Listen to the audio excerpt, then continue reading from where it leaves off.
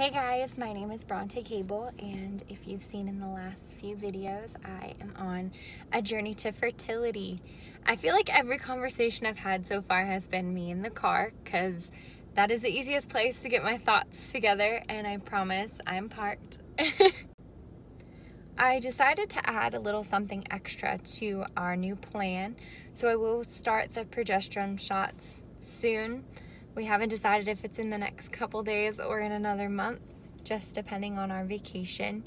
But I started the progesterone Young Living oil. It's called Progessence Plus. I'm doing 4 on my neck in the morning and 2 on my arm during the day, just to help boost my body's progesterone. Once I start the shots, I'll probably decrease to just 1 drop, just to be safe, so I'm not getting too much, because I don't know what the adverse reactions are or what the max dose is. So I just wanted to let you know about that. And I also wanted to give a personal update that my husband Travis and I will be buying a house. So we are going house hunting this weekend, and we just completed our pre-approval process. So we will be homeowners in San Diego, California. I honestly, about a year ago, would never believe that. I couldn't see past the trauma, past the miscarriages we were walking through. So now to just have something to look forward to while we are on this journey is such a blessing. So I will show you around depending on what houses we go see. I'll try and sneak some footage and stick it in here. But I hope you guys are having a great day. It's been about 110 out here in San Diego for the past week. Today it's only 90, so it feels a lot better. And yeah, I'm just enjoying the sunshine and taking every day as it comes. It's definitely been a major pick-me-up now that we have our next plan of action, and I can do like a step in the right direction to starting our family and now owning our beautiful home. One of the best pieces of advice that I've focused on to get through this 3rd miscarriage was to focus my direction elsewhere. I can't change the fact that we've already lost. I can only help change the future.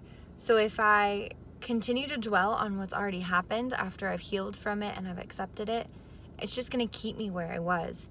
My goal is to leave where I was and to go somewhere new, to grow from the experience. So I've shifted my focus to getting a house, to strengthening my marriage, to seeing how we can do next pregnancy different and what we can do to try and keep this next one. Yes, I know that there's nothing I did in the past, what we lost, and the fact that we honestly had nothing to do with it. I couldn't have done anything differently. Travis couldn't have done anything differently. But with the information we found with my previous tests that I talked about in the last videos, we can do things to try and help the growth and help the stickiness of this embryo. So I don't dwell on what happened in the past. I'm focusing on the future, and I'm shifting my thoughts. Good morning. It's been a few days since I've given an update, but I've been taking ovulation tests from day 10, and I continue to do it through day 19. The reason I chose to do such a long time is because last time I tracked my ovulation, I ovulated on day 19, and this time, for some reason, somehow, I ovulated on day 14. The spike wasn't as dark as my last cycle I tracked, but it was significantly darker than the other strips. So I just continued to track until after my last spike that I had last time I tracked, just to be sure. Because today is day 1 of shots. So they asked me to wait 48 hours after ovulation and then start counting my 4 days to make sure the egg and the sperm have time to meet. They wanted to make sure that they attached and started doing their thing. So I am going to be starting my shot tonight after I get off work. I'm going to choose to do 6 p.m. My mother-in-law is a nurse, so she's going to come over and train Travis and I on how to take the shots. I will bring you guys along with me for my first shot. It's shot day, so I'm just getting this stuff prepped and sterilized. right here I have all of my supplies set up. I have my sharps container and some alcohol. I cleaned the surface first, even though nothing should touch it. I wanted to be sure.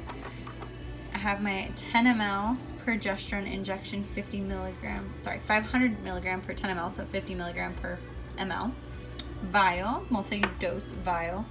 I have my needle that I'm using to draw up. It's an 18 gauge, 1.5 inch filter needle, and this is going to filter out any glass in case there are any contaminants.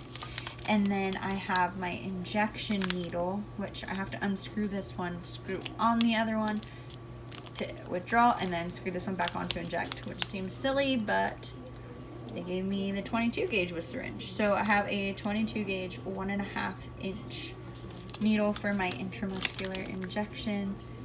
As you can see, it's a pretty good size. Shot day 1 is complete, and honestly, there was nothing to it.